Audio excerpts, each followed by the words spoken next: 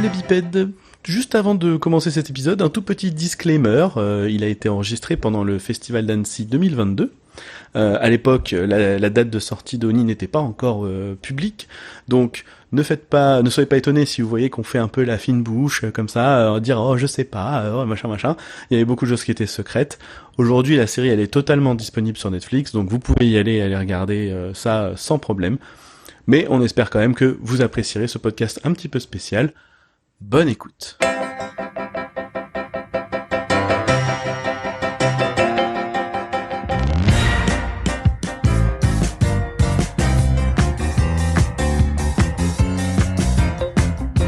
Et bonjour les bipèdes, vous avez bien reconnu que ce n'était pas la voix du doc, mais bien de Néo. Petite émission spéciale, grosse émission spéciale, émission normale spéciale, pour Annecy. Ouais, c'est ma première fois, je bafouille, c'est normal. On est à Annecy, on continue nos petites interviews spécifiques là, pour le coup, dans le cadre du festoche. Et je suis accompagné de notre cher Djeko. Salut les bipèdes, et voilà. Il y a pas que moi qui m'a Les fouillé. bipèdes. Mais en même temps, c'est le matin, tu vois, je suis pas bien réveillé, mon café était pas ouf. Par contre, la vue est absolument géniale, on est à Annecy. 4e jour, c'est ça? 5e maintenant. 5e jour, Ouais, putain, je suis vendredi vraiment matin. défoncé, quoi. La fatigue accumulée avec toutes les conférences, toutes les animes, toutes les previews, toutes les émotions aussi, parce que on a pleuré, on a rigolé, on a kiffé. Heureusement que tu rentres aujourd'hui finalement. Ouais, je rentre malheureusement aujourd'hui. Les prochaines émissions Annecy ne se feront pas avec moi. Par contre, on a l'extrême honneur d'avoir une invitée un peu spéciale aujourd'hui. Évidemment, pendant ce festival, il y a un projet incroyable de Netflix qui va être présenté, qui s'appelle Oni, Thunder's God Tale, c'est ça? C'est ça. Et nous avons, vous avez entendu, la superbe, magnifique Lise-Marie Amar Bonjour. avec nous, Bonjour. Aujourd'hui. qui va nous parler un petit peu de son parcours, de son rôle dans ce projet, parce que c'est une femme qui a une position importante, un poste très important et qui est assez obscur pour beaucoup de graphistes, hein, finalement. C'est Production quoi ton manager. poste Ouais, production manager. Donc c'est le principe, c'est un peu comme un chef d'orchestre. Dans l'idée, vous avez plein de talents avec les graphistes et Ouais. vous êtes là pour que tous les talents fassent un son harmonique finalement et donc une image qui rentre bien et il faut gérer que Du coup, t'as tout le une monde petite soit bien. baguette et tu tapes sur les graphistes pour qu'ils fassent des images. On fouette, ouais. C'est ça, exactement. Non, on essaye de faire ça avec douceur, mais l'idée c'est de rappeler aux graphistes que oui, il y a l'aspect artistique et ça c'est ce qu'ils doivent apporter et c'est ce qui est fun, mais il y a aussi l'aspect quota, temps de travail, Gestion de budget, gestion de etc. budget, voilà. en train de nous On dire va que- venir en détail dedans. D'accord. Vas-y, tu voulais dire quelque chose, Djeko? Genre ton logiciel de 3D à toi ou de Shotgun. graphite. C'est ouais. Shotgun. C'est Shotgun. J'allais dire Excel, mais c'était Non. vachement condescendant. C'est Shotgun et ça reste un énorme labyrinthe pour tout le monde, je pense. Mais Eh ben, pendant cette petite heure, on va parcourir ton parcours. Allez, hein, une fois n'est pas coutume. Et on va parler un tout petit peu d'Oni. Évidemment, tu vas être sous une NDA très forte et tu vas pas pouvoir dire énormément de choses. ça va être vraiment un tout petit peu. Mais c'est super cool, c'est rare qu'on ait comme ça un truc dans l'actu, une personne qui peut nous parler d'un projet qui en plus va être présenté cet après-midi À 14h, ouais. pour la première fois. C'est ça. Mondial. Ouais, on a sorti un teaser la semaine dernière et là on a Dice Tutsumi, Robert Kondo et Sarah qui sont les réalisateurs et la productrice de Tonko House qui présentent la série au monde avec des images exclusives. Tonko qui avait fait The Dam Keeper, qui avait vraiment marqué le monde de l'animation. Exactement, qui a été nominé aux Oscars il y a quelques années, ouais. Mhm. Et Très du beau coup, moi, à ce court-métrage. moment-là, je serais dans le train de retour pour Paris. Il y a moyen que tu m'envoies ça sur mon téléphone ou pas? Ah, ça va Non, être compliqué. tu rates. C'est pour ça qu'il faut venir à Annecy, les gars. Ah bah oui, alors là, oui. Il y a des choses C'est qu'on clair. peut voir qu'à Annecy, ouais. Ouais. Non, vraiment des trucs un peu exclusifs, c'est vraiment très très cool. Avant de commencer, donc je rappelle à tous nos bipèdes et à nos auditeurs, que on a un petit Patreon. Vous pouvez nous soutenir pour $1, $3 et $5, comme je dis à chaque fois. Voilà, si vous avez vraiment envie de soutenir l'émission, évidemment tout est gratos comme d'habitude. Cette émission sera par contre pour nos patriobipèdes, c'est un cadeau puisque on a quelques émissions qui sont réservées aux patriobipèdes, en tout cas pendant un certain temps. Et voilà, vous avez évidemment les dons PayPal et le spreadshirt, etc. Voilà, vous pouvez nous soutenir, c'est tout ce que je voulais dire. On attaque direct dans le vif du sujet. Eh bien, vas-y, Lise, je te laisse te présenter. Qui es-tu? D'où viens-tu? D'où viens-tu? D'accord. Et que fais-tu? Du coup, je m'appelle Lise-Marie Amar. Je suis née à Paris. J'ai grandi à Paris et pas spécialement dans l'animation du tout. Au contraire, on est dans une famille plutôt... mon père est avocat, ma mère est dans la finance, donc tout ce qui est artistique, on est très loin de tout ça. Et en fait, ce qui est marrant, c'est que mon frère, il a l'oreille absolue et c'est un garçon qui compose la musique de cinéma pour le plaisir. Et moi, à l'inverse, je suis fan de tout ce qui est fantastique, Harry Potter. J'ai baigné là-dedans petite. Et donc, j'ai toujours eu cet attrait pour la 3D, sans vraiment savoir que c'était un attrait pour la 3D. Et je suis partie faire mes études en Angleterre quand j'avais 17 ans après le bac. Et j'ai fait business management parce que j'avais pas exactement d'idée de ce que je voulais faire. Et au fur et à mesure de mes études, je me suis vraiment dit que cette passion pour le cinéma, elle me quittait pas. Mais j'avais pas de skills particulières, j'avais pas appris quoi que ce soit d'utile pour le cinéma à l'université. Et donc en fait, je l'ai tenté un peu au culot. Donc j'ai envoyé des CV à toutes les boîtes de prod du monde entier, en disant bon bah je viens de finir mes études, qu'est-ce que quelqu'un veut de moi? J'ai fait une entretien pour être runner dans un studio. En gros, quand ils m'ont proposé l'entretien, ils m'ont dit tu vas venir passer 4 heures et ton job ça sera de servir le thé et le café dans des conférences pour les clients. Et sur le coup, je me suis dit mince, c'est pas exactement c'est pas exactement ce que je veux faire, donc j'ai dit non. Et j'ai pris un risque parce que j'avais personne d'autre qui me répondait. Et finalement, il y a une boîte qui m'a répondu, Framestore, à Londres. Pas n'importe laquelle, du voilà. coup. Ils m'ont répondu en me disant, on peut pas te donner un job de production. Par contre, si tu veux, tu peux être l'assistante du CTO, Chief Technology Officer, qui s'appelle Steve McPherson, que j'apprécie beaucoup. Et si tu veux, tu peux faire ça. Et je me suis dit, bon, c'est un pied dans la porte. Je sais plus comment on dit. Ouais, un pied dans le milieu, voilà. Un premier saut dans le grand bain. C'est ça. Et donc, je suis arrivée là-bas et Steve McPherson, le CTO, me dit que ce job, c'est pas un job qui est destiné à ad vitam. Ça veut dire, on n'est pas censé rester dans ce poste des années. Le but, c'est de faire ça 1 an, 2 ans, et ensuite de passer peut-être en production ou en graphisme pour ceux qui veulent, etc. C'est comme un poste de runner, mais un peu différent. Et donc j'ai fait ça. Et pendant mes heures, en dehors de mes heures de travail, en fait, je montais aux étages voir les graphistes pour voir un peu ce qu'ils faisaient, comment ça marchait, comment ça fonctionnait. Et à ce moment-là, ils faisaient Gardiens de la Galaxie 2. Donc je m'asseyais avec les compositeurs et je regardais les images et ils m'expliquaient le pipeline. Les étoiles plein les yeux. Ouais. J'avais 21 ans, j'étais au summum. Vache. Et au bout de 3 mois, la RH me demande s'il y a quelqu'un qui démissionne sur Gardiens de la Galaxie en assistant de production. Elle me demande de venir. Et moi, ça faisait que 3 mois que j'étais avec le CTO, donc j'ai dit non. Parce que j'essayais de faire ça le plus réglo possible quand même. 3 mois, c'est vraiment très court. Au bout de 6 mois, ils avaient toujours pas trouvé, donc j'ai dit oui. Donc j'ai eu le blessing de mon CTO qui m'a dit je comprends, vas-y.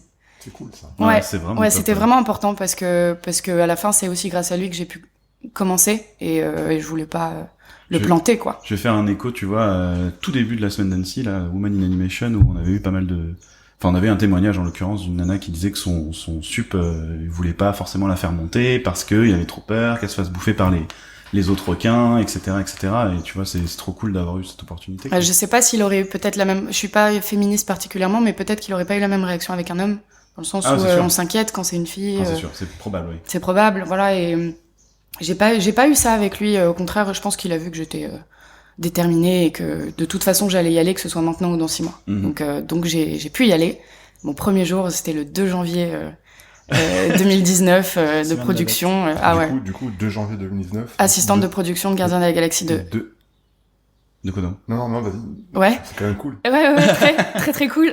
J'avais des étoiles plein les yeux. Je m'étais acheté une veste en cuir avec marqué Wonder Woman derrière. Enfin, j'étais au maximum de mon...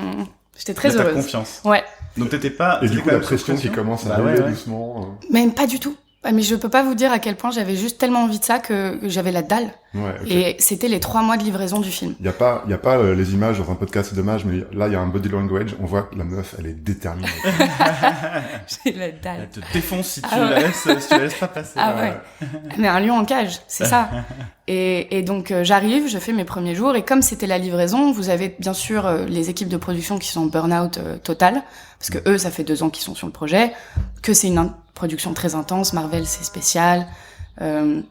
Et donc, souvent, les coordinateurs ne venaient pas une journée, annulaient, prenaient des jours off. Il y avait plein de jours où il fallait que quelqu'un remplace. Coup de bol, comme il y avait quelqu'un à remplacer, moi, j'ai pu apprendre énormément très vite, parce que je l'ai remplacé. Et en fait, en 3 mois, je me retrouvais à faire... je faisais du 7h, 2h du mat, tous les jours. Mais personne m'a demandé, hein, je blâme personne du tout, mais j'avais tellement envie. C'était pas une demande de la boîte. Ah non, j'avais tellement envie. En plus, les heures sup étaient pas payées, elles sont toujours pas, je crois, d'ailleurs, chez Framestore. Mais j'avais la dalle. Et en plus, ça me permettait de me retrouver avec le VFX superviseur de Gardiens de la Galaxie 2 chez Framestore, tout le temps en one-to-one, en délice, à regarder les images. J'apprenais beaucoup plus, en fait, j'emmagasinais beaucoup plus de skills et d'infos. Donc en 3 mois, j'ai level up comme il faut. Est-ce que ça t'a traversé l'esprit à un moment donné de te dire je vais peut-être mettre les mains dans le cambouis? Parce que je crois que t'es resté tout le temps en production. Ouais. Enfin en management quoi. Alors, j'ai validé un plan compo. Si vous voulez tout savoir, il y a un plan où c'était il y a un personnage qui s'appelle Ayesha dans Gardiens de la Galaxie 2 qui est tout en or. Il y avait un compositeur qui arrivait pas à faire comme elle est tout en or, il fallait repeindre sur son visage pour cleaner un peu le make-up des plates qui étaient sales. Et il y arrivait pas et j'ai réussi à faire le nez, à le faire valider. Des petits trucs comme ça. J'ai mis la main plutôt chez Guff dans la 3D, mais dans l'animation, mais pour l'équipe, pour des poses. Mais j'ai pas la fibre artistique. Moi, j'ai vraiment la fibre permettre aux gens de faire ce qu'ils font le mieux. Mm-hmm. Mais j'ai pas cette créativité où je pense pas en être capable. Et du coup, peut-être tu peux nous expliquer quel est le taf au quotidien, permettre aux gens de faire ce qu'ils font de mieux, ça veut dire c'est quoi? les libérer de... Les guider, non, c'est surtout les libérer de tout l'aspect qui est pas lié à eux, c'est-à-dire que eux ils sont là pour faire des belles images. Et tous les jours on leur demande de faire plusieurs itérations. Il y a du stress, c'est en flux tendu tout le temps. Donc le but c'est que eux n'aient pas à s'inquiéter du planning, je sais pas, de quel meeting à quel meeting ils doivent aller, les délices, faire en sorte que tout roule le plus fluidement possible finalement. Et que toi en tant que graphiste tu te focuses sur ton taf. Exactement. Fabriquer l'image en fait. Et pas à la fioriture autour. Et c'est toi aussi qui es en charge de leur donner les tâches qui conviennent. Aujourd'hui oui, à l'époque sur Gardiens de la Galaxie non. Sur Gardiens de la Galaxie moi j'étais là pour aider n'importe qui avait besoin d'aide, par exemple les superviseurs s'ils avaient besoin d'un déjeuner, j'allais le chercher. J'étais là pour mettre à jour les agendas, c'était vraiment encore très basique, il y avait pas tant de 3D. Mais en remplaçant les coordinateurs, j'ai pu apprendre les notes shotgun tout court, des choses comme ça. Mais c'est vrai que quand tu commences, tu mets pas les mains dans le cambouis tout de suite. Mais par exemple, j'ai pu créer un lien beaucoup avec ces graphistes puisqu'on était dans le floor avec eux. Mm-hmm. Donc juste le fait d'avoir ce lien social, eux, je pense que ça leur a fait du bien d'avoir un lien avec la production qui n'était pas forcément lié à la performance. Ça va être intéressant d'en parler par rapport à Oni, puisque l'expérience a été complètement différente. Je te laisse finir juste rapidement ton parcours. Donc après Framestore, après Framestore, je suis passée coordinatrice sur 2 projets. Je me suis spécialisée animation. J'ai fait Paddington 2 et ensuite Mowgli, le film d'Andy Serkis sur Netflix. Après, je suis rentrée en France. C'est ton téléphone? Ah, si vous avez entendu les petits bips, c'est son téléphone qui n'était pas en silencieux. Il n'y a pas de souci. Vas-y, à toi. Je suis rentrée en France et j'ai été chez Illumination MacGuff au marketing, où là j'étais line producer de tout ce qui est animation, VFX, CFX et les bakes, donc les line producer, ça veut dire que je gère le planning, les assignations, les shots tous les jours, le suivi des graphistes, le suivi des plans, la présentation réelle, la présentation, les envois à Los Angeles pour le marketing. Le marketing, c'est vraiment toutes les pubs. Voilà, que les gens comprennent. À MacGuff, le marketing, c'est pas juste faire de la promo pour les films, mais il y a aussi les courts-métrages qu'ils font à côté. Les poses pour les figurines McDonald's, tout ce qui est lié aux franchises MacGuff, toutes les pubs qui peuvent sortir. Par exemple, le Grinch a fait des pubs avec des compagnies téléphoniques aux États-Unis. C'est beaucoup aux États-Unis, parce que c'est vrai que chez nous, on n'en voit pas tant que ça, à part McDo pour Pets. Donc j'ai fait ça 1 an et demi. Après, j'ai été débauchée par Unitimage, où là, j'ai été production manager pendant 1 an. Et là, c'était plutôt spécialisé réaliste. Il y avait pas tant de keyframes que ça. C'était beaucoup de motion capture, beaucoup de trailers de jeux vidéo. Donc, j'ai fait beaucoup de League of Legends. C'est marrant, on a fait une interview de Dorian March. Ouais, j'ai bossé avec lui 1 an, ouais. Eh ben, on l'a eu il y a 2 jours. Ouais. D'accord. Ouais, j'ai pu. On a plus l'échelle de temps, là, mais... c'est un très bon lighting supervisor, ouais. Et après Unit. Et après Unit, j'ai été débauchée pour ce projet Oni, pour lequel on est là aujourd'hui à Annecy. Très bien.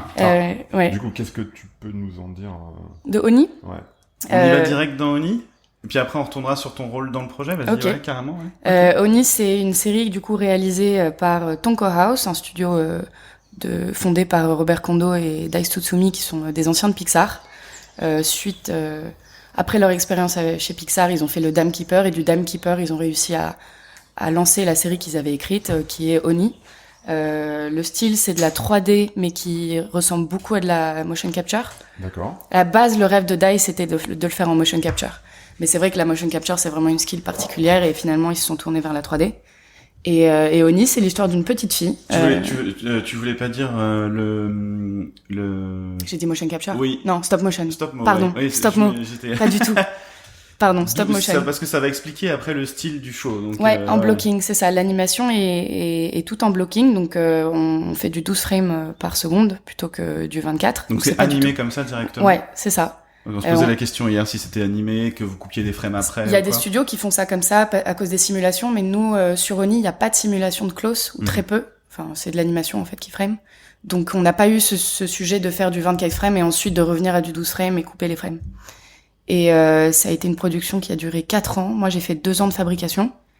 Production manager, du coup. En production manager. Et en fait, Tonko House a voulu vraiment que la série soit faite par des Japonais. C'était très important pour eux parce que Robert et Daisuke sont japonais. Voilà. Exactement. Mais le studio de 3D est japonais. Il est à Tokyo. Il a été ouvert par un homme très talentueux qui s'appelle Christophe Rodo et son collègue Daniel. Tous les deux venaient d'ILM Singapour et ils ont décidé d'aller à Tokyo ouvrir leur studio. Et c'est un studio qui est d'habitude spécialisé dans le VFX, vraiment dans les FX, tout ce qui est, ça bombarde. Ouais. Non, ça bombarde surtout de la simulation d'eau, de tsunami, de trucs vraiment costauds. Et eux, en fait, ont cherché une production manager, et comme Christophe était français et moi aussi, quand on a été mis en contact, on s'est très bien entendu, et ça a été très vite, quoi. Je fais un entretien le vendredi, le lundi, j'ai commencé.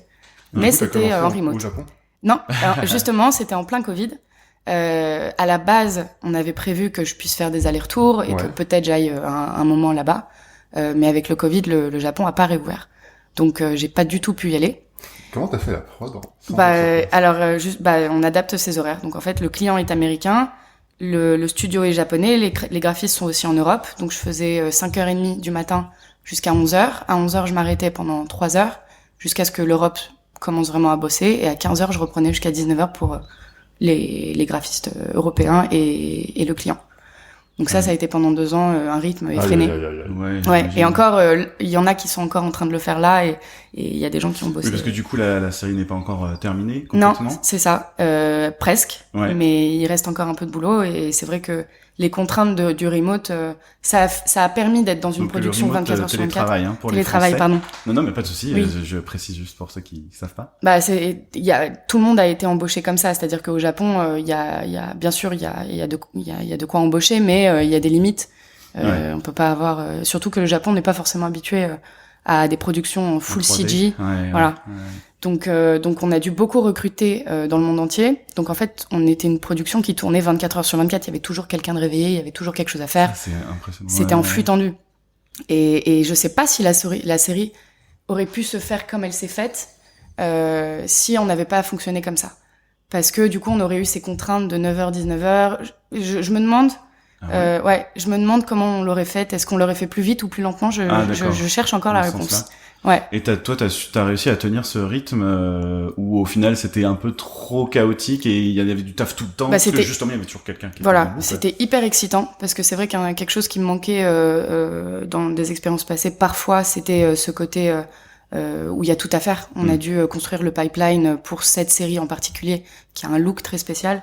Et puis c'est de la série, donc le budget c'est pas la série d'un feature, même si c'est la même durée. C'est pas le budget d'une feature. D'un film, ouais. D'un film, ouais. Donc il fallait trouver des façons de bosser efficace, la render farm, les graphistes, et c'est vrai que ça a pris, je pense, j'ai pris 3 mois à bien m'adapter au rythme. Et après, une fois qu'on a trouvé ses marques, qu'on a établi des règles de comment fonctionner en télétravail avec tous ces gens du monde entier, la communication évidemment c'est vital. Que les gens oublient pas de se parler parce qu'à la fin il y en avait beaucoup qui étaient quand même au studio à Tokyo, donc les infos pouvaient se perdre. En production on était en interne on était 3, ce qui est assez peu finalement. Ouais, oui, du coup. Et donc moi, mon travail, c'était de gérer le planning de la production. On avait 2 studios d'animation, donc le studio japonais pour lequel j'ai travaillé s'appelle Megalis VFX, et on a embauché 2 studios d'animation, Anima et Marza, qui sont à Tokyo. Vraiment, c'est que des studios Jap. C'est que des studios Jap. D'accord. Ouais. Et donc là, il fallait, pour la communication, c'était assez spécial aussi, parce que finalement tout est en anglais. Ouais. Ils sont pas forcément très bons. Voilà, ils sont pas forcément bilingues, donc on avait soit un traducteur, mais en même temps, le traducteur connaissait pas forcément la technique.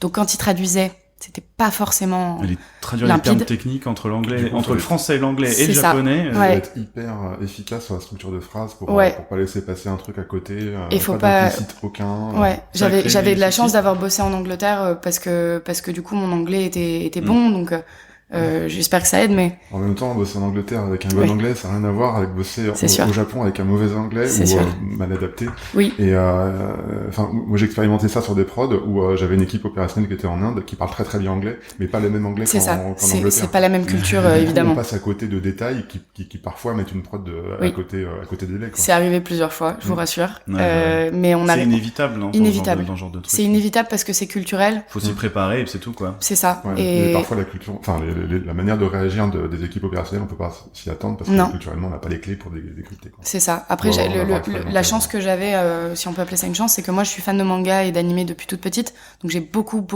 consommé. Je parle pas du tout. Je blablatais, il fut un temps, mais maintenant non. Par contre, je comprends bien. Donc j'arrivais à comprendre quand il parlait avant même que le traducteur parle, mais parce que j'arrive à capter des mots et après j'arrive à me dire à plus B. Oui, c'était il y en a beaucoup qui ont fait 2-3 ans de Jap et qui savent à peine dire Watashi wa, c'est tout je me sais pas. Tu parles de toi, là. Oui. Non, ça c'est pas du tout entendu. Non, mais ça m'a aidé. Ça m'a aidé et après j'avais des notions un peu de la culture aussi, de à quel moment c'est bien de parler et à quel moment il vaut peut-être mieux les laisser voir entre eux. Et ouais, parce qu'ils ont une manière de bosser qui est assez particulière aussi, le côté hiérarchique et tout. Même dans l'anime, j'imagine, c'est très présent. Alors c'est très présent et en même temps, moi j'ai découvert quelque chose, c'est que on a ce cliché stéréotype des Japonais qui sont très carrés, très bosseurs, très dedicated au boulot.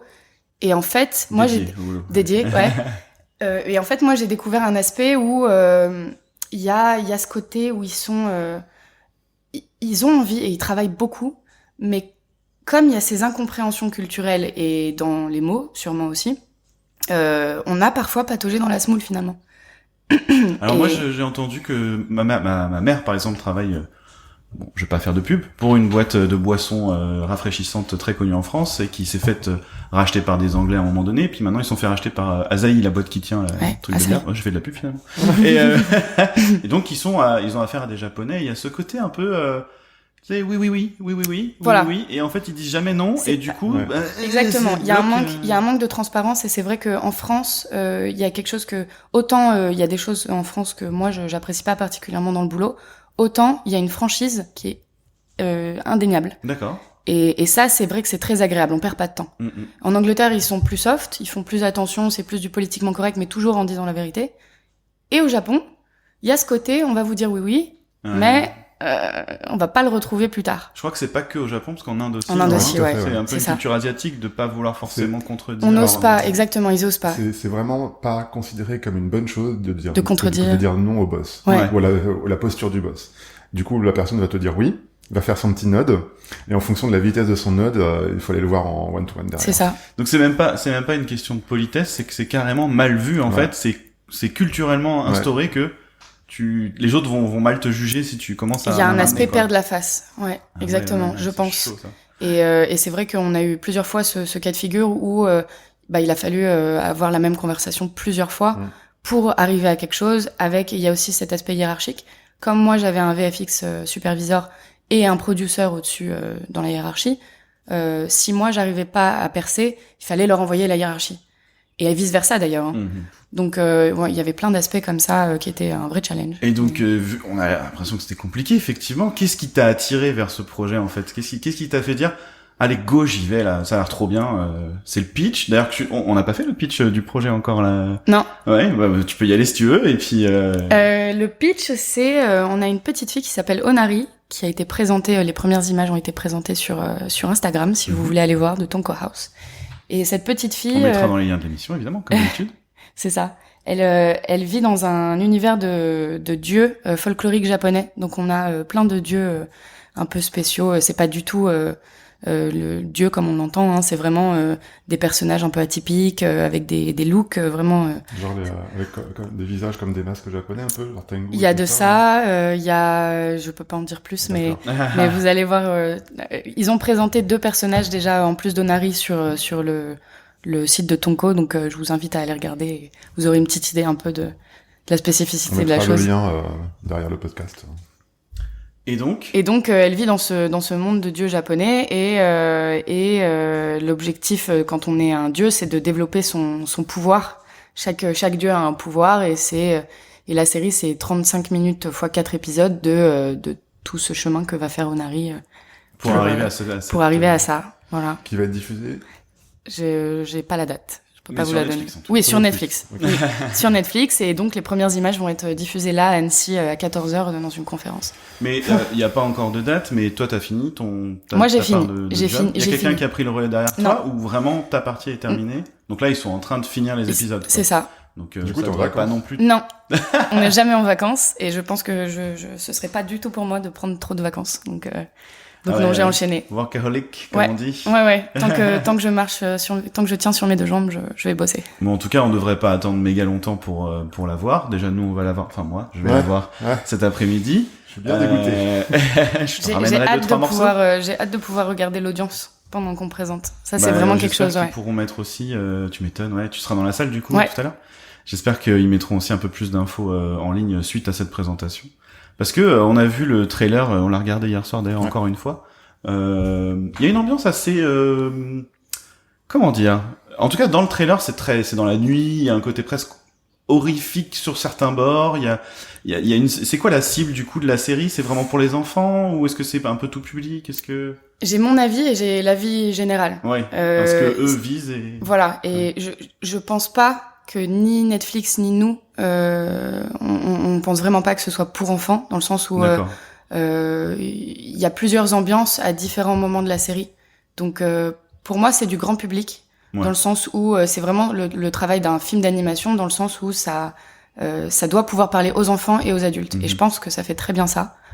Maintenant, il faut voir comment l'audience réagit. À la fin, c'est toujours l'audience qui choisit finalement. Bien sûr. Il y a une saison 2 de prévue? Pardon? Il y a une saison 2 de prévue? C'est une mini-série. Donc en théorie, non. D'accord. Je dis bien en théorie. Normalement, là, ouais, évidemment. Si, il y a un succès on sait jamais. Ce qu'on espère toujours, mais après, j'aime bien aussi l'idée de me dire qu'il y a des histoires qui sont faites pour être racontées et terminées. Et on verra. Au niveau de tout ce qui est perso, décor et tout, comme tu disais, c'est quand même un budget de série. Ouais. Mais est-ce que comme il y a aussi c'est tout un folklore qui j'imagine doit être super dense. Oui. Il va y avoir plein de trucs. Plein de décors, plein de persos. Seul, j'imagine. Ouais, il y a beaucoup de travail, c'est sûr, et c'est là que le talent de Mégalis est rentré en jeu. C'est que Christophe Rodeau, c'est quelqu'un qui est plein de ressources et c'est un couteau suisse en fait, le fondateur du studio, et il a réussi à trouver plein de façons d'optimiser qui ont permis de faire la série au niveau à laquelle on l'a faite. Et là-dessus, on est très fiers parce que il y a vraiment une qualité que moi je trouve exceptionnelle pour le temps qu'on a passé et le budget.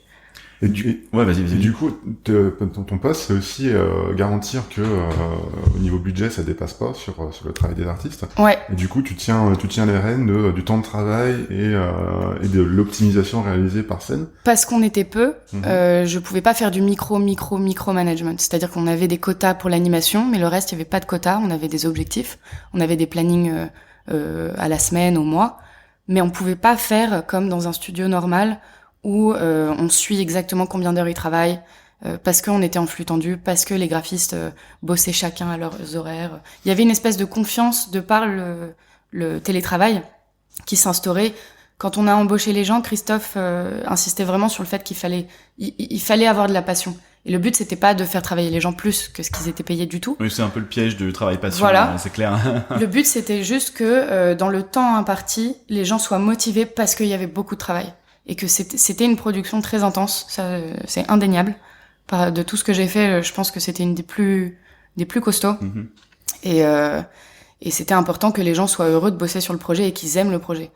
Et moi, on m'a pas pitché j'ai pas tout de suite vu les images. J'ai vu les images qu'une fois que j'avais été embauchée. Moi, ce qui m'a plu, c'est l'idée de, déjà le télétravail. À ce moment-là, ça faisait 6 mois qu'on était en télétravail à cause du Covid. Ah, parce que c'était en 2020, du coup? C'est ça. 2000, ouais. Ouais. Et moi, j'étais très heureuse en télétravail. Donc, ça te convient, ouais. Ça me convient, j'aime bien. Maintenant, je sais pas si ça sera le cas toute ma vie, mais pour l'instant, j'aime bien. Ouais. J'aimais bien le poste aussi. Le fait de me donne un peu les rênes. J'étais pas toute seule évidemment, mais c'est un vrai challenge. C'est une nouvelle étape parce que jusque-là j'avais fait des teasers, des bandes annonces de jeux vidéo en production management, mais jamais une série entière. Oui, t'avais fait du film, des clips, ouais. des clips, des vidéos, promo quoi. Ouais. Et, du marketing et pas de série quoi. Voilà. C'est ce qui est une autre échelle. Ouais. Du coup, si je suis bien, là bientôt tu vas faire du long. Là, je fais du long. Depuis, ça fait 6 mois que je suis de retour chez Illumination MacGuff. D'accord. Et je travaille sur un long métrage, ouais. T'as le droit d'en parler ou... Je peux pas donner d'infos sur le long métrage, mais je peux vous dire que je suis production manager de Lighting Compo Stéréo. D'accord. Donc les étapes de fin en 3D. En 3D, exactement. Avec les lunettes et tout. Ouais. Ah, c'est trop marrant. C'est 2 fois le job. C'est pas pour moi, mais par exemple pour les équipes, oui, il faut sortir un œil droit et un œil gauche. Et nous, on bosse en œil gauche, et du coup, il faut sortir un œil droit, et ça fait de la stéréo. Ça fait des chocs à pic. Du coup, c'était ta première fois en série. Qu'est-ce qui a été différent par rapport aux autres Qu'est-ce que tu dirais à quelqu'un qui est un peu le même parcours que toi, qui a pas encore fait de série? Ouais. À quoi il devrait s'attendre C'est quoi les pièges, par exemple, ou les avantages de travailler sur un truc de cette ampleur-là, quoi? Alors, forcément, les quotas sont très différents, dans le sens où il y a moins de temps pour faire les choses quand on a une série, parce que le budget est pas le même. Donc, moi, j'avais l'habitude d'un quota, par exemple, chez Guff ou ailleurs, de 1 seconde par semaine en animation. Ouais. Et là, on était sur du 4 secondes jour. Ça va encore. Ça va encore pour une série. Oui. Parce qu'on était en blocking, qu'on travaillait en 12 frames par seconde. Et donc, on n'avait pas à faire toute l'étape de smooth, de polish, d'anime. Enfin, moi, je me serais attendu à ce que le quota soit beaucoup plus gros, vu qu'il y a, entre guillemets, je dis bien avec des très très grosses guillemets, moins de travail à faire. Mais du coup, la qualité aurait été, je pense, un peu en dessous. Mhm. Et là, ce qui est appréciable, enfin, j'espère que les gens vont le remarquer, c'est que la qualité reste très bonne, malgré cette idée qu'on a qu'en série, il faut aller vite. Bah, ce qu'on a vu dans le trailer, c'était vraiment quali, hein. Moi, j'étais en tout cas bien surpris. Mais c'est comme ça tout du long. Ça y va. Ça donne envie, voilà, de regarder le reste, ouais, carrément. Après, il y a toujours un temps d'adaptation, voilà, au fait qu'il y a 12 images par seconde, hein. Ouais. C'est comme quand tu regardes Ghibli. Je me suis fait reprendre par le doc la dernière fois, donc je fais attention. C'est quoi ça, Giboulé? Les giboulés, hein, ça n'a rien à voir. C'est Ghibli. Voilà, ouais. Ghibli à la bonne franquette, voilà, qui ont voilà, forcément les animés Jap ont ce style, alors c'est rigolo. Parce que, finalement, c'était pas forcément voulu à la base d'être en... Si, parce que tu disais qu'il y avait quand même une envie de faire du stop-mo. Dice avait très envie de faire de la stop-mo, je pense que c'était un style qui lui parlait beaucoup. Mhm. Mais c'est vrai que dans les faits, ça aurait pas rendu pareil, et je pense que la 3D a été la meilleure option. Mais il voulait garder ce côté stop-mo avec l'animation, ouais. Parce que c'est un côté très atypique et ça va très bien avec le style de la série, quoi. Ça a été compliqué à dealer, tu sais ça ou pas? Ou est-ce que vraiment la boîte s'est dit non, pas de problème, vas-y, on y va? J'en ai aucune parce idée. Que c'est... Alors d'ailleurs, c'est une tendance, tu vois, là, sur toute la semaine, là. On en parlait avec le doc hier, il y a énormément de projets où tout d'un coup, c'est bon, c'est acquis depuis Spider-Man, on peut faire du step en 3D, ça gêne plus personne. Jusqu'à même certains extrêmes, on a vu pendant le Netflix Showcase Intergalactic de Kid Cudi. Il y a des moments, tu vois, où ils sont allés trop loin. Il y a pas assez d'images, c'est un peu choquant, tu vois. Bah, je pense que ce qui se passe, c'est que avec Spider-Man, il y a eu évidemment un ouragan qui est passé à travers notre industrie. Quand on a vu Spider-Man, on est tous sortis de là en se disant, mon Dieu, ouais. Qu'est-ce que c'est que ça? Qu'est-ce qui vient de se passer? Voilà. Et je pense que malheureusement, même si on est tous très passionnés, il y a aussi ce côté business et recettes. Et je pense que quand les gens ont vu le succès de Spider-Man, tout le monde a voulu surfer sur cette vague. Bien sûr, comme là maintenant Arcane est sorti, tout le monde surfe sur. Tu veux dire que c'est une hype esthétique ou c'est une hype économique parce que clairement il y a Pour moi, c'est une hype esthétique parce que ça a rien d'économique, c'est très difficile à faire, c'est très long, il y a un pipeline qu'il faut vraiment réinventer quand on n'a jamais fait ça et que d'un coup on veut faire de la 2D, 3D, faut trouver des matte painters de qualité, faut trouver des gens qui sachent peindre sur des frames, faire des FX en 2D et ça se perdait parce que ça fait 15 ans qu'on fait de la 3D full. Ouais. Donc ça se perd énormément. Les gens qui sortent des gobelins, ils font pas ça. Ils font de l'anime anatomique. Ils aiment dessiner. Ils aiment pas peindre peindre de l'eau qui splash. Et ça n'a rien à voir avec de la roto non plus. Exactement. Donc c'est un nouvel univers. C'est des nouvelles skills qui étaient un peu perdues. Et c'est pas plus mal parce que les juniors qui sortent là d'école, on leur réapprend à faire ça. Et surtout c'est des gens qui aiment en général peindre et dessiner. Donc tant mieux. Mais je pense que malheureusement ça fait que les gens oublient que Spider-Man c'est quoi, c'est 7 ans de travail. Ouais, et du visual dev et tout. Et du coup, toi qui étais à ce poste particulier qui te permettait peut-être d'embaucher un peu les gens, en tout cas de les voir en amont avant qu'ils rentrent en prod, t'as pu apprécier le niveau des juniors et donc le niveau des écoles. Est-ce qu'il y a un décalage entre la réalité de production et ce qu'on apprend à l'école, ou est-ce qu'on est vraiment en phase aujourd'hui? Je pense qu'il y a un énorme décalage, forcément, parce que déjà, à part les gobelins, globalement, vous faites, quand vous allez dans une école de 3D, vous faites une formation qui est très généraliste. Ça veut dire que vous apprenez un peu de tout, et après, s'il y a quelque chose qui vous plaît, à vous de creuser dans votre coin. Vous êtes un peu livré à vous-même. D'ailleurs, quand on parle aux juniors qui arrivent, ils vous disent qu'ils ont pas trop appris à l'école, qu'ils ont dû beaucoup bosser par eux-mêmes, que vraiment ce qui a aidé, c'est de faire les courts-métrages, de fin d'études. D'écouter CGI. Évidemment, évidemment, vital. Et je pense que quand ils arrivent dans un studio, on sent la différence entre ceux qui ont envie et ceux qui sont bourrés d'illusions et qui finalement très vite déchantent parce que ils sont tous capables de faire quelque chose. Mais malheureusement, on est aussi dans une industrie où on exige dès l'entrée un niveau, dès l'entrée des choses, des skills, d'un court-métrage. On n'embauche pas les gens facilement en sortant d'école. Et c'est très dur de se démarquer, je pense. Et malheureusement, moi, je trouve pas ça particulièrement normal qu'il faille avoir une passion débordante et avoir absolument fait du travail en dehors des études personnelles, en plus de tout ce que vous avez fait pendant vos cours, pour se démarquer. Je trouve que l'école devrait vous donner toutes ces possibilités et qu'à la fin, vous sortez tous avec plus ou moins un niveau cohérent. On en parlait hier avec le doc, c'est marrant, il y a quelqu'un qui qui arrivait pas à rentrer dans une école juste parce qu'il savait pas dessiner. On lui disait non, tu rentres pas, tu sais pas dessiner. Pour faire de la 3D. Pour faire de la 3D. Ça existe de moins en moins pour le coup. Je sais pas à quelle école il a postulé, mais de moins en moins, parce que nous on voit énormément d'animateurs qui ne savent pas dessiner. J'en suis un. Voilà. Donc, et quand on sait pas dessiner, on a peut-être moins la notion de l'anatomie et on comprend peut-être moins les retours de tous ces superviseurs d'animation qui sont là depuis 40 ans et qui eux te dessinent sur ta frame exactement pourquoi ton coude est pas rotate dans le bon axe. Ce qui va pêcher, je parle en connaissance de cause pour le coup, si vraiment t'as pas un œil, si t'as pas un certain talent pour voir ça, c'est l'appealing en fait qui va prendre un coup. Quoi? L'appealing, le fait que tu fasses quelque chose de joli, est-ce que ça rend bien, quoi? Anatomiquement aussi viable, tu vois. Parce que moi, par exemple, ça m'arrive assez souvent d'avoir, ok, c'est bien animé et tout machin, mais en fait, finalement, si on est un peu dans le détail, il y a quand même plein de petites erreurs et c'est, alors tu vois, je bosse sur Arcane, donc je fais pas des shots dégueulasses non plus, mais c'est vrai que ce qui va faire une très très grosse différence entre des très beaux plans et des plans qui sont cool, mais qui ont, c'est l'aspect du perso final. Alors c'est très difficile de mettre le doigt dessus, c'est ce qui est compliqué. Et en fait, c'est marrant, c'est ce qui explique le fait que, en fait, tu peux animer sans savoir dessiner parce que ça va quand même fonctionner.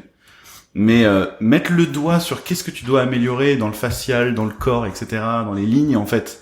C'est ça. C'est pour ça que la première chose que t'apprends en anime, c'est le stretch and squash.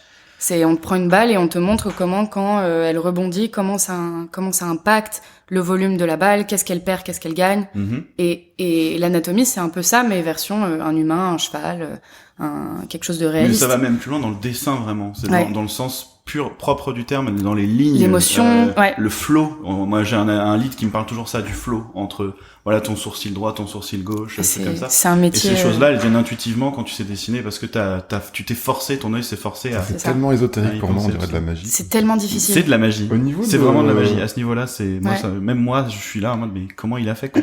Ouais, moi, il y a des moments où j'arrête de me poser des questions. Je kiffe juste ce que je regarde. C'est ça. Et ça va, quoi. Au niveau des conseils que tu pourrais donner à des petits juniors qui voudraient bosser dans le domaine et qui sortiraient de ces écoles qui, comme tu disais tout à l'heure, sont un peu en décalage. T'aurais pas deux, trois trucs et astuces, hein? Je dirais que déjà ne pas se laisser, ne jamais trop écouter les gens, que ce soit les gens que vous croisez en entretien, que ce soit vos coéquipiers d'école, que ce soit les gens que vous croisez dans l'industrie. Je pense qu'il faut jamais trop écouter ce qui se passe parce que les gens qui parlent sont des gens qui sont déjà dedans et qui ont oublié ce que c'était que de débarquer. Et donc il faut vraiment, si vous avez un cap et si vous avez une envie et si vous avez un objectif, faut s'y coller.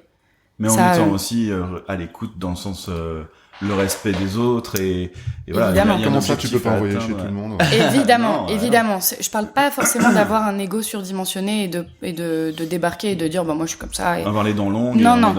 Je suis d'accord. Par contre, ne pas se laisser trop influencer par les échecs des autres. Parce que je pense qu'on est dans un milieu où il y a beaucoup de gens qui ont eu des désillusions et qui souffrent aussi parce qu'ils ont ils avaient cette envie, ils avaient cette faim en commençant et au fur et à mesure, forcément, ça se tasse. Pour beaucoup de gens. Et donc, quand vous croisez ces gens-là, ça peut vite vous impacter. Je pense là-dessus, il faut essayer de se protéger de ça et garder ce feu, quoi, parce qu'à la fin, on est dans un métier de passion. Et avoir conscience que ça peut arriver, quoi. C'est bien d'avoir de la détermination, mais il faut être vigilant par rapport à ça. Parce que comme tu dis, c'est pernicieux, en fait. Tu le sens pas. Et au bout d'un moment, tu te rends compte, ça fait 3-4 projets que tu fais où tout le monde autour de toi t'affecte par ce biais-là, quoi. Ouais, surtout que c'est une industrie où on crée des liens qui sont plus que professionnels, finalement. Il y a beaucoup de gens qui se retrouvent parce qu'ils partagent la même passion, donc ça devient des amis. Il y a plein de gens qui se rencontrent et qui finissent mariés. Il y a de tout. Donc, vous voyez, le festival d'Annecy, moi, comment je le décris, c'est tous les avantages du boulot sans les désavantages. Il y a pas de stress, il y a pas de quota, il y a pas de taf. Mais il y a tous les collègues. On parle d'animation, on partage quelque chose et c'est ça qui est plaisant et ça, il faut pas le perdre. Et tant que vous perdez pas ça, surtout quand on est junior, c'est et trouver des mentors, je pense que c'est vital. Trouver se rattacher à des gens qui vous inspirent et qui vont prendre le temps pour vous aussi. Mais en production, c'est compliqué. C'est des gens qu'on voit pas forcément, on sait pas qui c'est. La production, c'est assez spécial parce que déjà il y a ce côté très ingrat. Les graphistes en général arrivent pas à comprendre ce que c'est la prod. Pour eux, la prod, c'est vraiment cette entité stressante. Et ce qui est très dur, c'est que quand vous dites bonjour, moi quand je dis bonjour aux gens, quand je viens leur parler, leur poser une question, avec toute la gentillesse du monde, ils peuvent être très stressés. Ça peut vraiment les angoisser. Et là-dessus... Juste de par ton poste, en fait. Ouais. Et ça c'est très dur à encaisser et ça prend vraiment du temps pour se dire, bon, c'est comme ça, maintenant je peux juste faire au mieux pour que ça passe bien et être agréable, mais ça c'est très dur d'être vu comme un... Ça a été plus dur à faire... Pardon, comme un... Non, comme un espèce comme une boule... On génère du stress avant même d'avoir ouvert la bouche. Stress. Ouais. Une espèce de aura façon Dragon Ball Z autour de toi. Exactement, je suis un Super Saiyan avant même d'avoir hurlé, quoi. De façon œil de Sauron même, je dirais. Ouais, plus, non pour les malheureusement. Ouais. Ah oui, alors que la prod est ton amie, elle te veut du bien. Et en théorie, et je sais qu'il y a beaucoup de gens qui le font pas comme ça, mais en tout cas moi j'essaye, mais... En théorie, on est là pour faire que vous fassiez, pour que vous vous éclatiez, quoi. Est-ce que ça a été plus dur à mettre en place pendant, justement, hein, donc t'as fait tout Oni, tu l'as fait en télétravail? Oui. Complètement. Tu m'avais dit, quand on s'était rencontrés, que t'avais même pas... J'ai jamais rencontré Christophe Rodeau, par exemple, avec qui j'ai bossé tous les jours pendant 2 ans. J'ai rencontré pour la première fois le Tonko House, parce que j'ai été moi-même à San Francisco dire bonjour, parce que j'en pouvais plus. J'ai vu des graphistes qui étaient à Paris, on s'est rencontrés. Mais sinon, il y avait des gens aux États-Unis, au Canada, en Australie. Et donc, est-ce que t'as pu amener ce confort, du coup, alors j'ai fait ce que j'ai pu. Je pense que j'ai pas réussi partout, ça c'est sûr. Je pense qu'il y a des gens où clairement on a créé des liens. Il y a je pense à une superviseure qui s'appelle Mariam Di Ferrer, qui est la superviseure asset du projet, où elle, je pense qu'on va rester amis jusqu'à nos jours. J'ai été la voir en Espagne. Voilà, il y a eu des liens très forts qui se sont créés. Et après, pour le reste, malheureusement, oui, il y a eu des moments où c'était dur de créer un lien social qui faisait que il y avait pas cet œil de Sauron production. Mais j'ai fait ce que j'ai pu. Ouais, j'imagine bien. Ouais. C'est toujours une question que je me pose, moi. C'est est-ce est-ce qu'on y gagne? Parce que là, on est en train d'expérimenter tout ça. Ouais. Et au final, au global, est-ce qu'on y gagne? Est-ce qu'on y perd? Est-ce qu'au final, c'est équivalent, mais avec juste, ça déporte des problèmes ailleurs? J'ai des amis animateurs qui me disent pareil, pour eux, le télétravail, ça va très très bien. Ils sont pas du tout à l'aise avec le côté, on va se parler à la machine à café, et parler avec son équipe toute la journée, et ça leur génère un stress, même, carrément. Quota. Ouais, en plus, à tout le monde autour qui te rappelle. C'est ça, ou que tu croises quelqu'un en prod et la personne, dans ta tête, tu vas dire, mince, elle m'a vu prendre un café, elle va se dire que je glande. Ou j'arrive à 10h30 parce que, moi, je suis pas du matin, j'arrive à 10h30. Je parle des gens qu'on a pu croiser. Et je pense. Tu te lèves et tu vois tous tes collègues qui travaillent, tu te dis merde, est-ce que je fais bien, est-ce que je fais pas bien? Bien sûr. Et je pense que encore une fois, c'est vraiment, ça dépend des gens. Il y a des gens qui le vivent très bien et qui ont besoin de ça maintenant et qui performent beaucoup mieux comme ça. Grave, voilà. ouais. Et il y a des gens où c'est intolérable pour eux, ils ont beaucoup souffert et malheureusement, on est dans une situation maintenant où on se retrouve avec de tout. Et il faut essayer de respecter parce que c'est difficile d'imposer le retour, même si ça va arriver, je pense, sans le dire explicitement. Imposer le retour, c'est-à-dire le retour au studio, je pense il y a un moment, je pense que les équipes vont se renouveler naturellement par qui vient et qui est parti. Ouais. Et c'est malheureux et j'espère que ça se passera pas comme ça, mais j'ai l'impression que c'est ce qui se profile. Je pense qu'il y a tout simplement des gens qui vont pas être renouvelés parce que ils veulent être en télétravail, parce qu'on va trouver des gens qui veulent être sur place. Et tu veux dire que les boîtes vont finir par trancher en disant c'est l'intermittence aussi c'est le jeu de l'intermittence. Si on était tous en CDI, monde merveilleux, on peut rien faire. Par contre, en intermittence, on peut finir un contrat sans dire que c'est pour ça. Et là-dessus, je pense qu'il faut se méfier. Et je pense aussi aux juniors. Je pense que c'est très dur en tant que junior de commencer en télétravail. Je pense que eux, ils ont besoin d'être sur place, ils ont besoin de voir.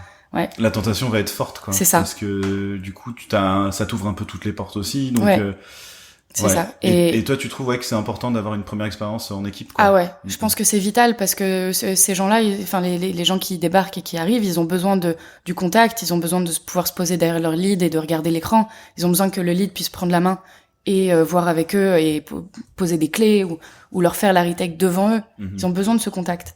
Et même le lien social. Quel que soit le poste. Ah ouais, je pense. Vraiment. Ouais. Je suis d'accord. Hein. Vincent, tu voulais dire... Même en production, d'ailleurs, c'est plus humain. Moi, quand j'étais à ce genre de poste, étant plus jeune, j'aimais bien qu'on me montre des choses. J'avais l'impression d'apprendre encore plus qu'à l'école. Et j'avais les yeux grands ouverts, les oreilles grandes ouvertes. Et c'est vrai qu'aujourd'hui... je le vis en position de lead avec des gens qui sont plus juniors. Comme on est à 2 jours de présentiel et 3 jours de télétravail, il y a des jeunes qui méritent d'apprendre plus et qui ont vraiment un petit côté créatif que j'aimerais bien plus exploiter, mais comme je suis pas suffisamment présent, je les vois partir dans des directions qui sont pas celles que j'aimerais avoir, et c'est dommage. Et je peux pas faire autrement. J'imagine que ça se repose tellement plus quand tu fais du télétravail sur ta détermination à toi. Ah ouais. T'as personne derrière pour te pousser, donc si tu bouges pas ton cul, c'est mort. Et en fait, la carotte, c'est pas normal d'exiger de quelqu'un de travailler par passion. En théorie, on est censé pouvoir travailler parce que c'est un boulot, on est payé pour ça, et basta. Et là, on exige des gens qu'en plus ils aient une passion qui les pousse à avoir cette motivation de chez eux, derrière leur ordi, alors que maintenant ils peuvent jouer à Counter-Strike pendant qu'ils bossent, quoi. C'est ce que je veux dire. D'ailleurs, t'en parlais un peu tout à l'heure à mots cachés. Est-ce que vous avez des KPI sur les performances des opérateurs? Des KPI? Qui indice performance, c'est-à-dire savoir si au niveau de leur quota, de mois en mois ou de semaine en semaine, s'il y a une progression ou une... Alors, on a des moyens de le savoir. Moi, perso, ça m'intéresse pas du tout de savoir ça. Parce que je considère que, on est humain et qu'on peut avoir des moments... En plus, ce qui est très difficile de quantifier et de jauger, c'est... On va vous donner un shot, par exemple. Je parle un animateur, un keyframe. On lui donne un shot, et 2 semaines plus tard, on lui donne un autre shot. Les 2 shots, ils vont jamais avoir la même difficulté, le même niveau, les mêmes nombres de persos, la même exigence. En fonction des feedbacks du réal ou du superviseur, ça va vous prendre plus de temps, moins de temps. Le shot va plus vous parler, donc peut-être que vous allez être plus inspiré. Le shot va avoir besoin de plus de recherche artistique parce qu'au layout, ils ont pas réussi à trouver exactement ce qu'ils voulaient. Donc si vous regardez juste les chiffres, ça vous suffira pas, vous aurez pas toutes ces infos. Et ça, c'est impossible à avoir et à quantifier. Mais ça, des fois, t'as des gens au-dessus de toi qui veulent pas le savoir, en fait, qui te disent juste...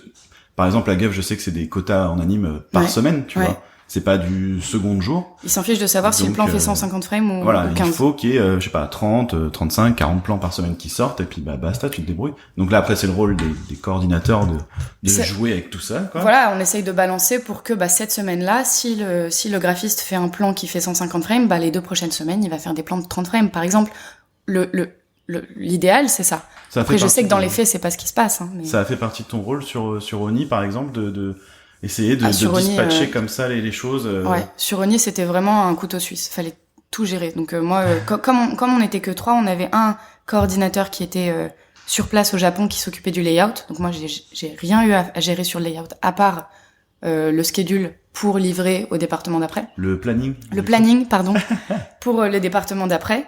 Et on avait une assistante de production qui nous aidait avec toute la communication, la traduction, parce qu'elle était japonaise, mais elle parlait très bien anglais. Et après, moi, j'ai géré tout le reste jusqu'au compo. Et du coup, c'était toi qui avais le rôle de budget keeper aussi, ou c'était quelqu'un d'autre? Non, ça c'était Christophe. Christophe Rodeau a géré le budget avec, évidemment, moi j'ai une co-production manager côté Tonko House qui s'appelle Hyojin, qui est très talentueuse, qui parle anglais, donc elle comprendra pas même si je lui dis ça, et qui est là avec nous aujourd'hui, et elle nous aidait. Tu lui diras en personne du coup. Oui, je lui dis depuis 2 jours. Mais elle, pareil, elle nous aidait avec l'aspect budgétaire, mais c'est vrai que il y avait tellement de choses à gérer en étant 3 que parce qu'à la fin c'était une production avec on devait être 120 et sur 2 ans et 35 minutes par épisode, quoi, 4 épisodes. Donc il y avait un gros volume, beaucoup d'assets, beaucoup de persos, beaucoup de sets, beaucoup de décors, beaucoup de choses à faire.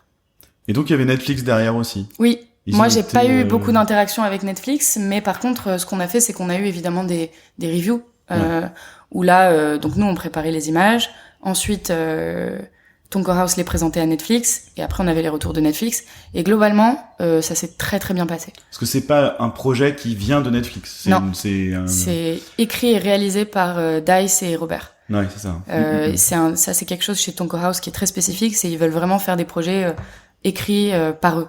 Parce qu'ils ont besoin d'avoir envie de raconter une histoire qui est la leur finalement. Et ils ont des histoires très spécifiques. C'est Dice par exemple, il est japonais et américain, et il raconte que quand il était aux États-Unis, il était considéré comme japonais, et quand il rentrait au Japon, on lui disait non, t'es américain.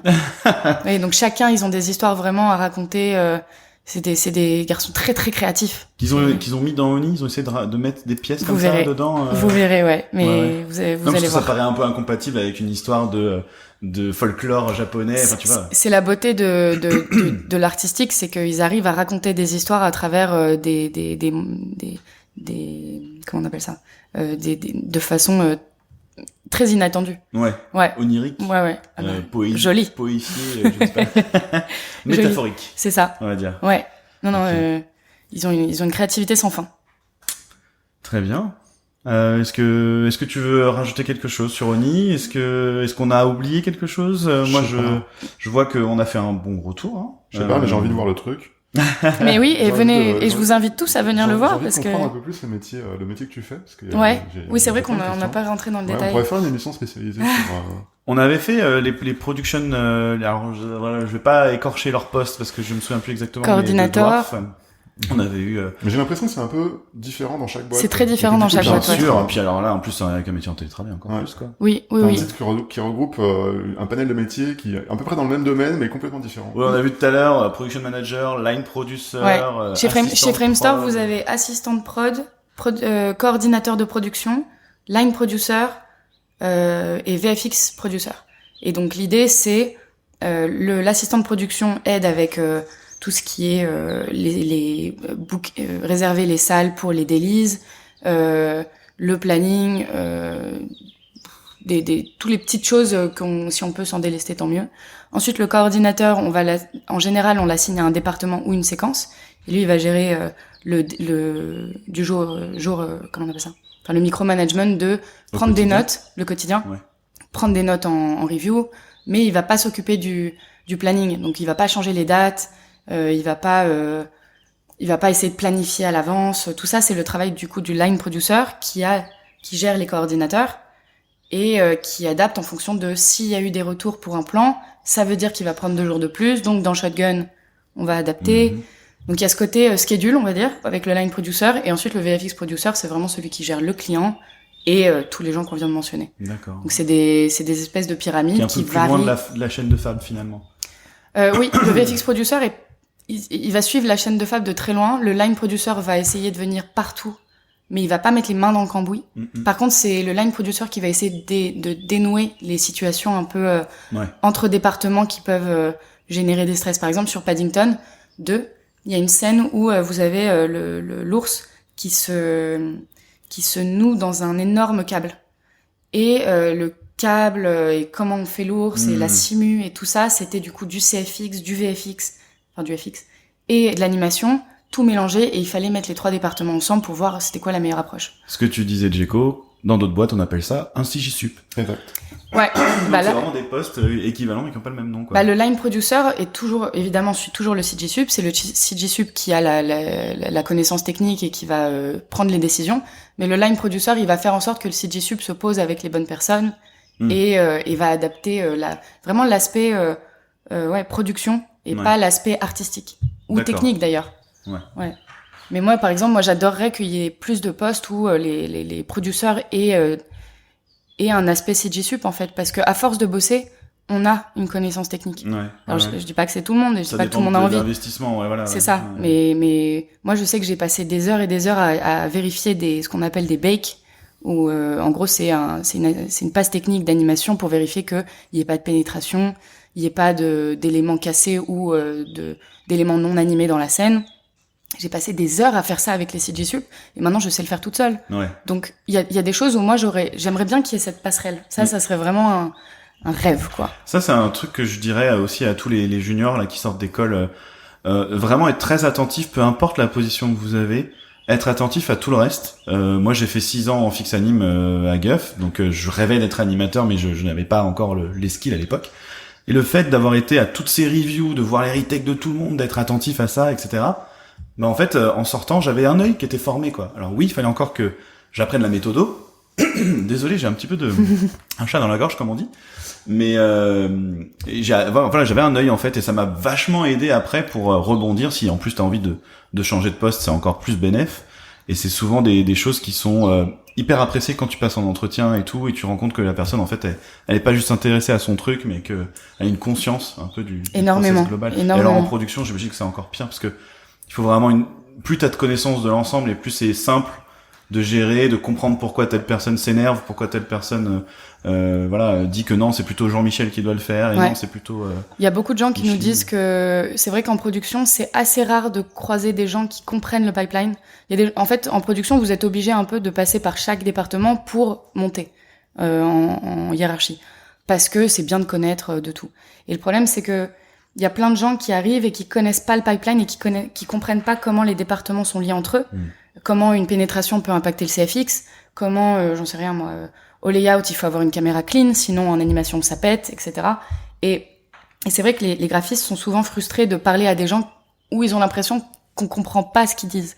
Alors donc que c'est leur rôle en plus de faire le lien entre les départements. Exactement. Du coup ça pose problème. Donc on peut le faire. Il y a plein de gens qui arrivent à faire de la production sans comprendre tous les tenants et aboutissants. Voilà. Ça fonctionne, Mais un bon producteur et un bon coordinateur qui se démarque et avec qui je pense les graphistes ont un plaisir à bosser, c'est celui qui comprend ce qu'on dit.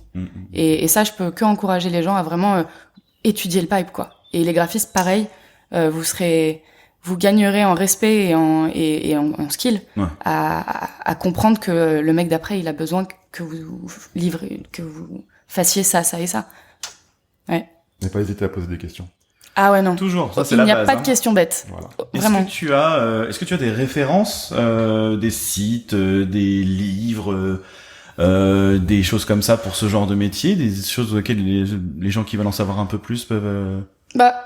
Déjà, je conseillerais de vraiment bouffer de l'animation, de regarder des films, mais tout le temps, tout ce qui sort. Moi, je sais que j'adore suivre tout ce qui sort parce que c'est juste ça, c'est une très bonne école. Shotgun pour la prod, et même pour les graphistes. Franchement, il faut rentrer le nez dedans, quoi. Ouais. Parce que c'est vital, c'est utilisé partout. Ouais. Toujours. Ouais. J'ai essayé d'autres choses, mais Shotgun, c'est c'est magique, quoi. Quand on comprend. Mais c'est vrai. Aussi, hein. Bah oui, mais bon, Nuke et Maya, pour nous aussi, c'est une machine à gaz. Ouais. Donc là-dessus, il faut faire un pas chacun vers l'autre. Hein. Et je pense que pareil en production, il faut ouvrir un Houdini, il faut ouvrir un Maya, il faut aller voir. Je t'ai même pas demandé d'ailleurs, Oni, ça a été fait sur quoi? Oni, c'est Houdini, Maya, non, ouais, Maya. Maya si, pour les animateurs, ouais. Ouais. La Render Farm, il y a de tout. Ouais. Ouais, parce qu'en plus vous étiez en télétravail, donc j'imagine que vous avez dû faire appel à des systèmes online. En cloud et Absolument. tout. Ouais. On a été obligés parce qu'on a de la farm sur place chez Megalis, mais il fallait plus, quoi. Là, c'était colossal. Donc des livres, pas spécifiquement. Moi, j'ai pas étudié la 3D ou. Ouais, c'est pas quelque chose qui s'est. Je sais pas s'il y a des formations pour la spécifiques production. pour faire de la Il y a des écoles qui font, en gros, vous pouvez apprendre le graphisme et en même temps, il y a des cours de production. Donc, il y a des gens qui savent, qui ont les bases en 3D et qui finissent par faire de la prod. Et en général, ça fait les meilleurs prods, hein, les gens qui ont été graphistes. Maintenant, regarde, tu sors d'une école finalement plus commerce. J'ai pas dit que j'étais la meilleure. On essaye, mais sinon, en école, moi, je saurais pas vous aider, j'ai pas fait ça. Donc, T'as pas dit que t'étais la meilleure, en tout cas, ça se voit, que t'as du plaisir à l'ouvrage. C'est gentil. Ouais, ça s'entend. Et ça ton dynamisme, j'espère qu'il est transmis dans l'enregistrement, là, mais clairement, on a envie de travailler avec toi. Merci. Ouais, on a envie d'y aller. Et aussi, tu sais, on a envie de rentrer et de te dire, allez, on va te on y va, là. Let's go. Bon bah ok, super. Si vous n'avez rien de plus à ajouter, on peut clôturer. Merci beaucoup de m'avoir invité, c'était un plaisir. Merci Elise d'avoir été là. Bah j'espère que ça a été un plaisir pour nous. Pour nous ça a été un plaisir, mais pour eux qui nous écoutent, pour vous, là, les patriobipèdes. Et j'ai très hâte d'aller voir cette présentation cet après-midi. Moi aussi. On va pas tarder là. Super hypé. Ouais. Merci encore Lise-Marie Amar. Merci mon cher Djeko. De rien mon cher Néo. Donc merci à tous, merci à vous. Et à très bientôt les bipèdes. À bientôt les bipèdes. Merci.